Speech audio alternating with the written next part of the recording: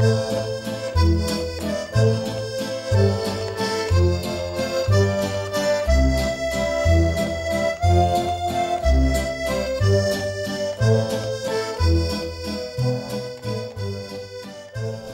on a créé la FIC en 1987, on a fusionné 3 fédérations.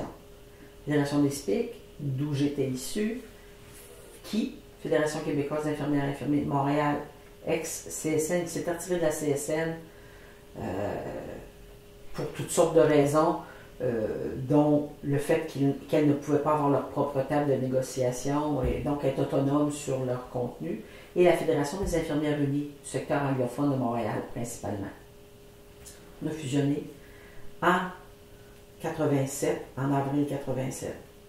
Et j'ai été élue à cette période-là première vice-présidente.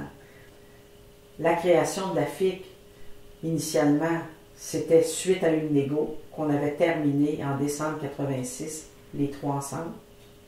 On avait réussi à avoir un règlement en décembre 86. On a entamé au lendemain tout de suite le travail de processus qui nous a conduit à la fusion, congrès d'avril au congrès de fondation qui était en décembre 87. 6 décembre, la FIC a été créée officiellement par une loi spéciale pour éviter un processus très long de signature de cartes et patati patata. Mais là, après ça, ben, ça a été tout le processus pour donner des orientations à cette nouvelle organisation-là, lui donner de la substance. On était déjà impliqué beaucoup, je parle pour mon ancienne fédération parce que c'est celle que je connaissais le mieux, les commissions parlementaires, conseil du statut de la femme, beaucoup d'instances auxquelles on participait justement pour faire valoir le point de vue de nos infirmières.